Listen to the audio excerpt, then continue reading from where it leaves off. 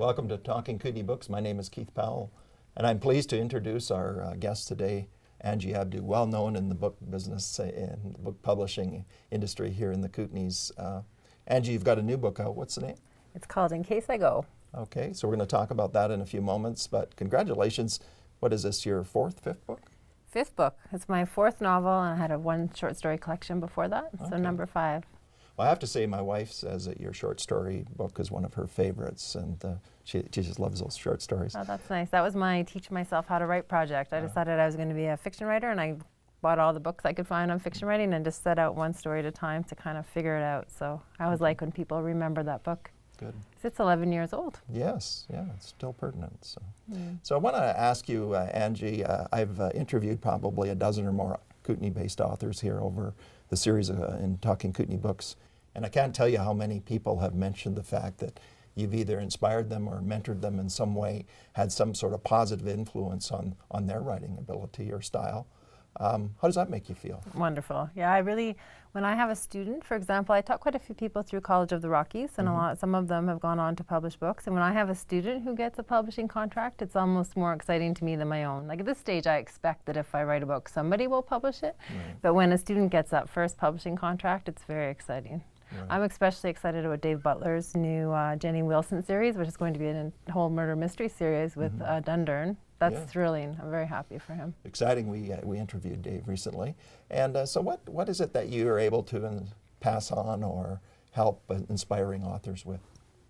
I start out with a reality check. Like, as you know, it's not all fame and fortune, the writing life. So I make sure people are doing it for the right reasons. I say if you're hoping to get rich, you might want to take up a trade or something. If you're hoping to get famous, I don't know, YouTube channel. I don't even know how people get famous. But if you're doing it because you love story and you love writing and you love the process, then you're doing it for the right reasons. And that's part of why I'm so excited for Dave Butler, because when I met him, I could tell he has he's been successful in other fields.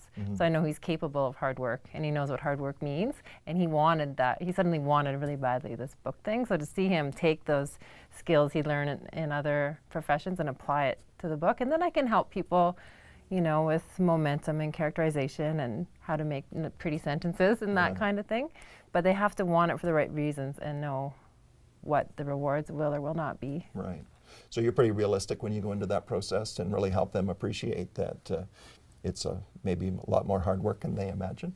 I try to be, yes. Yeah. Okay. Yeah. So let's just go back to one of your previous books, and of course that was The Bone Cage. And you had a tremendous run with CBC on that. Just describe that experience a little bit if you could. Yeah, that book is done. It's a little book that could, right? It's a book about wrestling and swimming, two sports that people don't really care about that much. It's set in Calgary, a city people don't care about that much in the wider scheme of things. And it's published with a little publisher in Edmonton called New West Press. And it kind of just bit by bit got people's attention. So the first good thing that happened to it was the One Book, One Kootenay. The first time the East Kootenay Library Federation, or not the whole Kootenay Library Federation had that. And so One Book, One Kootenay, I went to 16 libraries in the Kootenays, traveled with it with my baby on my hip and my toddler on my hand and my mom helping me in the minivan, like 16 libraries. But it was the first time people really, you know, were there. They thought this book was saying something interesting about sport and about the relationship with the human body and about aging and about what success is.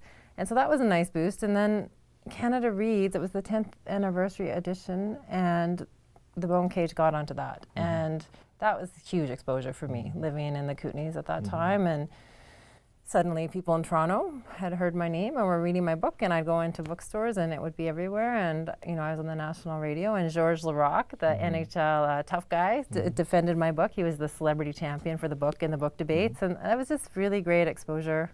And since then, CBC, the national CBC, has had me on for all my novels on the next chapter, and as well as provincial shows. So it was a huge break to get that kind of exposure. This show is called Talking Kootenay Books. Is there such a thing as a Kootenay author? What's your impression of that? That's a good question. I think I'm a Kootenay author in the sense that I explore themes relevant to the Kootenays, but then it's that whole question about local and universal, right?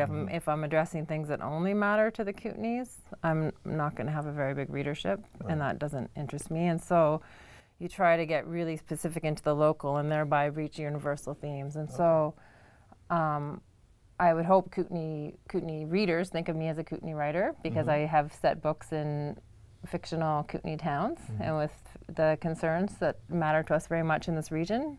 But I hope that also extends beyond the Kootenays. Right. So And I think that's true if I think of, Anne DeGrace from Nelson, or David Butler from Cranbrook. So that strong sense of place can, though, appeal to a larger and wider audience as well, right? Yeah, well, you think of all the great writers that have come out of Newfoundland setting their books there, and it's not just Newfoundland readers that like them. That strong, really grounded narrative can be more engaging to people who live there as well as don't. Yeah. Right. So you're in the process of launching your new book. In fact, it's been launched. Let's talk about In Case I Go. I understand there's a real Ktunaxa connection to the book and so forth. Do you just want to tell us a little bit about that? Yeah, can I back up? Because I didn't start, this book has been in the Quill Enquirer, the biggest book industry magazine in the country, called it a truth and reconciliation book. And I think that's a fair description. But I would have never started by setting out to write a truth and reconciliation book. That's such a big, frightening, gigantic topic. I just wouldn't take it on. And I wouldn't have set out in the same way to write about Ktunaxa, because who am I to write about Ktunaxa? So I'll just back up to where I did start, and we can work our way to that. But I wanted to write something fun and light. Didn't go that way. I was reading a lot of Andrew Piper, and he's like Canada's Stephen King. He writes really wonderful horrors. And I was back to that, I remember being 14 and under the covers with my flashlight reading Stephen King far past when I should have been sleeping. And I had that feeling with Andrew Piper, that love of reading just for fun again. And I thought, I want to kind of try something like that. And in Fernie, I don't know if you know, the graveyard is fenced off, of course, and it's right near Ridgemont, or it's in Ridgemont, this neighborhood. And there are human remains all through Ridgemont. Did you know that? I didn't, no. Yeah, so sometimes people will be making a driveway and they'll just find a femur. There's just human remains around. And this one big field where there used to be a school, when they built the school, they found quite a lot of human remains. It's right across from the graveyard, and the building got shut down because of the bones. So the next time they ran into human remains, they just thought, let's not tell anyone because we don't want to lose a day pay. So they shoved them all to the one far end and built the school. The school has since been torn down, and it's very desirable property, and so big, beautiful mountain homes are being built there. There's human remains. So two of the lots have been, you can't build on them because they did an ultrasound test, and it looks like there's about 48 human bodies on the two lots. And so I just started thinking, and if you're around Ridgemont, you'll see there'll just be little gravestones somewhere, random places, or in that big lot, there's a group of 3 gravestones fenced off separately from the graveyard. And if you live there all the time, you're just like, oh yeah, there's gravestones around. It's kind of, it's just, when you're right in the weirdness, you sometimes forget how weird it is. And so I started thinking, wouldn't that be a great setting for a horror novel? So I started writing, I was just going to write a flat out horror, scary ghost story with this setting. And it wasn't going well at all. It was, I had an outline, and I had this idea that I was going to control the process, and it was going to be an easy book, and I was going to write along according to this outline, and just wasn't coming to life for me, and I wasn't enjoying it, and I was thinking, I don't even want to write anymore. I hate this. Those kind of things that you have. And then I went in March 2015 to a Writers Guild conference. I was speaking there. Christian Book, a poet from University of Calgary, was speaking, and Michael Helm, a novelist from York University, was speaking. And when Michael Helm started talking, he started talking about writing into the dark and not trying to control the process. And by letting yourself follow that mysterious process, you access part of your brain that you would never otherwise access. And talk about writing almost like it was a spiritual sort of act. And the way he talked about it in those terms reminded me what I used to like about writing. And I got really excited about it. And the more I heard him talk like that, the more I just wanted to leave and go home and work on this novel. So it took a real turn at that point. And it became not a ghost story, but a book about the ways we're haunted. And so the ways we have to live out our ancestors' mistakes. And so the biggest mistakes in this country, of course, are the treatment of the Indigenous people, the genocide. And then, on the other hand, the mistreatment of the environment. So that's where the Ktunaxa came into it. So I just wrote the whole book, writing into the dark and not really knowing what I was doing. And then when I was finished, I thought, here I am, this white writer who has a book with Ktunaxa characters. And in 4 years ago, nobody might have questioned that. But in 2017, we're more aware of cultural appropriation and power politics and writing from a privileged position. And I knew it wasn't okay for me to just publish this book as it was. So, but I was very nervous because I don't know, like, I didn't even know, didn't know who to approach or how to ask them, or if they would be mad at me or mean to me or hostile, or I didn't know. Right. So I started, my cousin, Frank Bush, is a Cree writer, and he's a novelist. And so I asked him to read it and give me some advice, and he did, and I made changes, and I thought maybe that would be good enough. And he's like, well, no, it's not good enough. I'm Cree, I'm not Tanaha. Now you have to go and ask their permission. So I cold called them. I just called Natasha Burgoyne, who was at that time the cultural liaison. And I said, I've written this book. There's Tanaha characters. I want to know if it's okay. And so I hired her. And we did 3 readings together, back and forth passes. And I made several changes. That's one of the things people say, is that if you're going to do a cultural consultation like that, you have to be willing to make changes. It can't just be lip service. You can't say, oh, here, just can you okay this? If I'm going to someone and saying, is this okay? If they say, well, no, you have to change this and that and the other thing, then I have to. And I made really big changes. Right. I find it interesting that you actually said that, you know, you got to a point where you weren't sure where to go. And if I was to talk to some of your students and in some of your writing courses, they would be sort of maybe flabbergasted with that statement, because they look to you as, you know, just that natural writer. So I guess that sort of explains something that all writers face. Can you just talk about that a little bit? How do you get past that, you know, maybe I'm not going to call it writer's block, but that sort of, can I move the story forward? And I have that with every book. I feel like I need to learn how to write every book, and I keep thinking it's going to get easier, and it doesn't. And if anything, it gets harder because I'm holding myself to higher standards. But I think for me, I do call it writer's block, and I think writer's block is a kind of perfectionism, right? If you have this idea in your head of a story, and it's so perfect in your head, right? And people come and say, oh, I have this idea for a novel. I couldn't care less about your idea for a novel, because an idea is nothing, it's air, right? But when you get it from your head to the page, it's not going to be this beautiful thing. It's going to be a big disastrous mess. And so for me, to get over writer's block is just making myself write every day. And when I'm in a project, I make myself put my pen to the paper every day, and it doesn't always come alive. Like I had, as I said, when I got to that conference in Regina, I had been for months struggling at this thing that wasn't coming to life. But I found trusting the process, just trusting that it always has eventually come to life if I put the time in, and that, you know, I might not use everything that I write.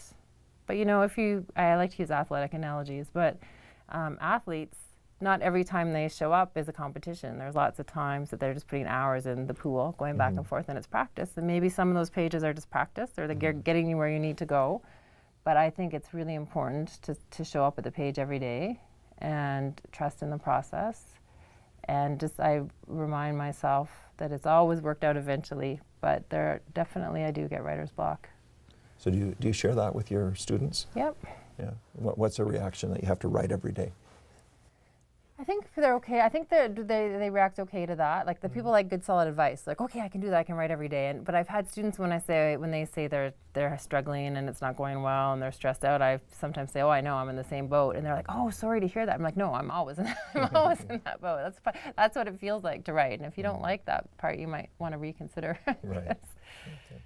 Yeah. Well, we need to wrap this up, Angie. Congratulations on the new book. Thanks for taking the time to be our guest today on Talking Kootenay Books. Thanks for having me.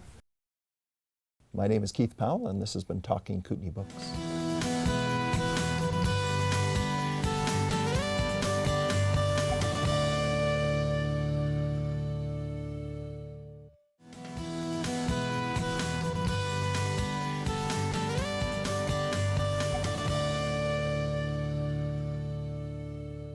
Welcome to Talking Kootenay Books. My name is Keith Powell. I'm your host. And today I'm really pleased to have as our guest Jody Jacobs. Jody is based here in Cranbrook. And Jody, you've just published a new children's book, The Man and the Bear. So congratulations, exciting project for you. Yes, it is. Thank you very much. So tell me about the inspiration. How did this book come about? Sure. Well, this book was based on a song written by my great-grandmother, honestly, probably about a century ago. Okay. It's been passed down to my kids, so about 5 generations. You know, it's something I've known my whole life as a song, something my great-grandmother sang to my grandmother, sang to my mother, sang to me, and now I sing to my 2 boys. Okay. And it was actually when I had my first son, and I actually remember sitting at my office at UBC Okanagan at the time, right after mat leave, and thinking, I want to do something. What can I do? And I think I was sort of craving a way to maybe, work from home or do something for my family, and get out of maybe like the daily sort of 9 to 5 grind with an hour commute on each side. And I thought about the book, and I put it to paper, and I emailed a friend at the time who's a really great artist, and I said, would you be interested in this? And she said, not totally. Right now I'm very busy. I just had a new daughter. And then I got pregnant again, and it just sort of went to the sidelines. And then about a year ago, I was talking with my grandmother, and she's 82 years old. She said, I would really love to see this done. And at that time, I thought, yeah, it's time that we did this. So, I started my own business. I'm working from home now, and the timing's there. So I kind of did it off the side of my desk, and I'm very lucky because throughout the last 15 years of my career, I've been in touch with amazing editors, and I know lots of people who have worked in publishing, and I know great graphic designers and illustrators and artists, and I have a ton of support. And then me myself, I do marketing. So it was just kind of like, if I have the capability to do this. I have the support network. I have a lot of support in town here, and my grandmother wants it, and it's time to go. So it seemed like everything aligned just right to make that happen. It did. So let's talk about the illustrations. The illustrations are really neat in the book, and makes the book come alive and so forth. So. Can you just talk a little bit about that? Totally. So the illustrator is a friend of mine named Tyler Pentland, and I actually met him when I was working at UBC Okanagan, and he's an incredibly talented artist, painter, and graphic designer. And he's a very good friend of mine and a colleague, and I knew immediately when I wanted to take this on, it would be him that I wanted to work with. And we're very kind of kindred spirits with like minds. And I sent him the story, and I thought, good luck, because I know what this looks like in my head. I'm so close to this. And he sent the sketches in a few weeks, and I was like, I love it. I love the old man. I love the expression on his faces. You totally nailed it. Bright, colorful, fairly, simple designs on white background pages. And he was just a joy to work with. And, right up to the last minute of when I was working with the printers, I was 11:30 at night. I forgot an R in this word. Oh no! And don't worry, don't panic. I'll get it. And so tell me, how long was that process? How long did it take you? So it was probably about a year from the time I actually decided to do it to the time I got it done. And I finally put a deadline on it. Like, I really want to make like the winter's market and get to Christmas sales, and it's time to do that. So November 1st was my deadline, and I probably just started going hard on it about 3 months before that, back and forth with the designers. So good for you. Yeah. And what's the initial reaction been? It's been really, really good. I think people can tell that this is a very personal project, and there's a lot of love in this book. It's a tribute to the women in my family who are very strong women, rebellious women, and as well as this, my brothers, even for my brothers, like this, we all know this song, we all sing this to our children and our family, and to put it to paper, and I think people can feel that love. And so I've had people email and just say, I love everything about this book, and I'm so excited to give it to my children. And so that's really special for me to hear, because I'm so close to it. It was really difficult for me to edit it and look at it critically. It was tough. I sing it as a jingle in my head when I read it. So having that feedback from the community, I'm like, because the nature of my business being in marketing and public relations is, I can promote the heck out of somebody else all day. But when you kind of turn the spotlight back on yourself and do something for yourself, and I've had a lot of support in the community for it, but it's nerve-wracking. So. Well, good for you. It reads really well, and it's a fun book, and I can just see the young audience eating it up. So I wanted to ask you about the process. So the song already existed? Is that what you're telling me? It did, yeah. So the book isn't exactly like the song was. There was a few things changed based on what made more sense for print. And also, something that was wrote so long ago, modernizing it a little bit, I had to make sure that phone was sketched like a cell phone and not an old dial-up, which nobody would know what it was, which actually Tyler had drawn in the original proof. But and because I was working with a friend and colleague who I really respect, it was a very, natural, easy progression. We're both laid back, and I started kind of exploring what I should be doing to publish and whether I wanted to seek a publisher. And I actually sat down with Maurice Fritz, who does Kootenay Living magazine in town, and he said, well, you've got a designer and you've hired an editor and you own a marketing company. So you want the name of my print guy, And I thought, yeah, okay. And then, once I made that decision, it was just like full steam ahead. So good for you. And so what's your family think of the project? They love it. They're so excited. Yeah, they're so excited. My mom, is selling books to friends and cousins and a lot of people all over the place. And I'm really lucky because I think I have a lot of people rooting for me and a lot of people on my side. So I've been literally shipping books to, as far as Australia, from, people who are friends with my husband to Victoria to all across Canada. And so if I'm not mistaken, there's a bit of a charity element to that too. Can you just talk a little bit about that? Yeah, for sure. So again, the nature of my work or whatever, I do a lot of cause marketing, and I truly believe that if you're going to do something, you might as well try to do it in a way where you're going to benefit the most amount of people. Right. I know Jordan McDonald from Big Brothers Big Sisters really, really well. She's a fabulous executive director. She runs the organization awesome. It's an organization that does so much for children in our community.